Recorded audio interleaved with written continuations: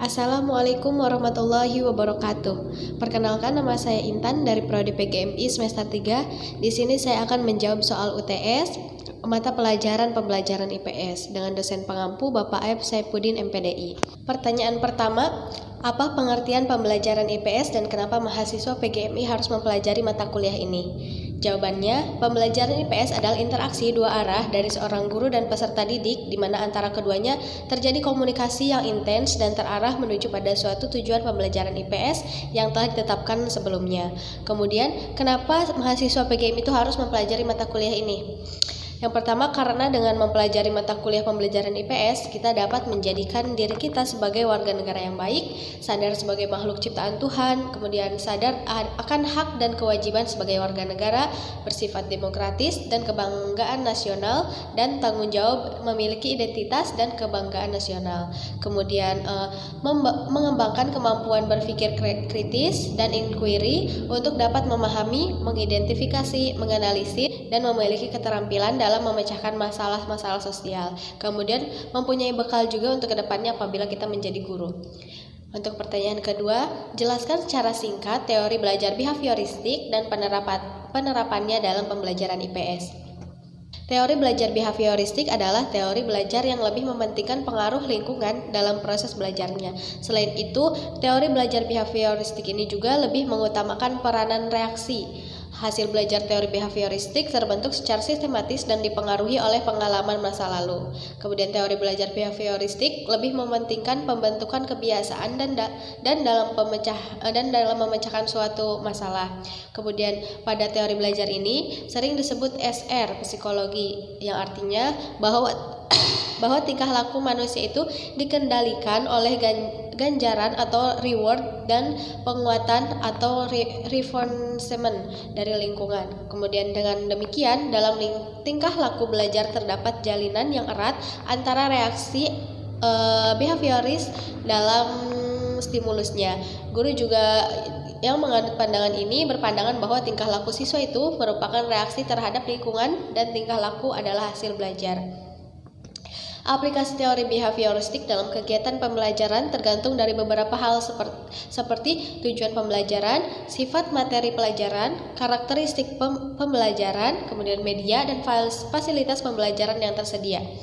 Nah, implikasi dari teori behavioristik dalam pembelajaran dirasakan kurang memberikan ruang gerak yang bebas bagi pembelajar untuk berkreasi, bereksperimentasi, dan mengembangkan kemampuan sendiri. Karena sistem pembelajaran tersebut bersifat otomatis dalam menghubungkan stimulus dan respon sehingga terkesan seperti kinerja mesin atau robot. Akibatnya, pembelajaran kurang mampu untuk berkembang sesuai dengan potensi yang ada pada diri mereka.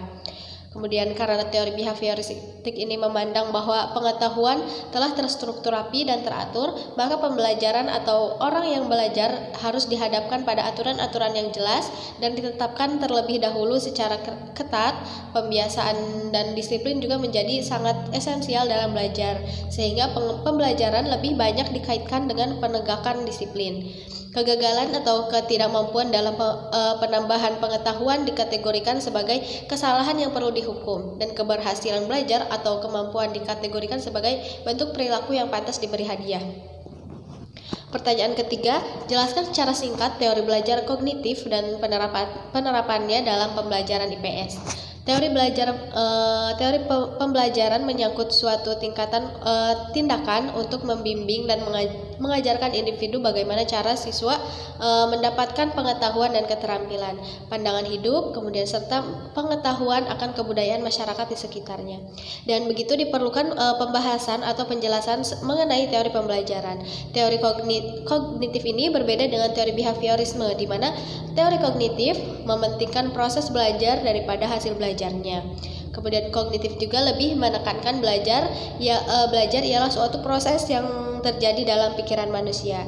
Pada hakikatnya, belajar merupakan suatu usaha yang melibatkan kegiatan mental yang terjadi dalam diri individu sebagai akibat dari proses interaksi dengan lingkungan untuk mendapatkan suatu perubahan dalam bentuk pengetahuan, tingkah laku, kemudian pemahaman, keterampilan, nilai perilaku yang bersifat relatif. Implementasinya teori kognitif dalam pembelajaran. Proses belajar terjadi berdasarkan konsep atau pola tahap-tahap perkembangan tertentu sesuai dengan usia siswa. Proses belajar terjadi melalui tahap-tahap, di antara yang pertama asimilasi, akomodasi, yakni penyesuaian mata pelajaran dalam menerima bayangan yang jelas dari objek yang berbeda. Kemudian yang selanjutnya ada ekuilibrasi, yaitu proses belajar lebih ditetapkan oleh cara kita mengatur materi pembelajaran, bukan ditetapkan oleh siswa sendiri. Kemudian proses belajar terjadi dengan tahapan-tahapan. Yang pertama kegiatan, visual atau verbal, dan simbiolik. Kemudian yang pertanyaan keempat, apa perbedaan teori belajar konstruktivistik dengan teori humanistik? Teori humanistik itu merupakan upaya untuk mengerti tingkah laku belajar menurut pandangan siswa dan bukan dari pandangan pengamat. Sedangkan teori konstruktivistik sebagai studi teori yang bersifat kompleks, berhubungan dengan filsafat, psikologi, sosiologi, sains, dan pendidikan. Kemudian pertanyaan kelima, strategi belajar seperti apa yang Anda gunakan di kelas untuk memunculkan minat belajar siswa, khususnya dalam mata pelajaran IPS? Jawabannya, sebagai upaya meningkatkan mata belajar siswa pada minat belajar siswa pada mata pelajaran IPS, guru selalu melakukan pembenahan pelaksanaan tindakan pada proses pembelajaran, melakukan strategi yang dapat membangkitkan minat siswa melalui pertanyaan yang merangsang rasa penasaran yang mendalam sehingga memunculkan perkiraan jawaban, dan siswa dapat mengungkapkan ide-ide pendapatnya hingga pada akhirnya siswa lebih tertarik dalam mengikuti pembelajaran IPS. Mungkin cukup sekian jawaban dari saya, kurang lebihnya mohon maaf. Wassalamualaikum warahmatullahi wabarakatuh.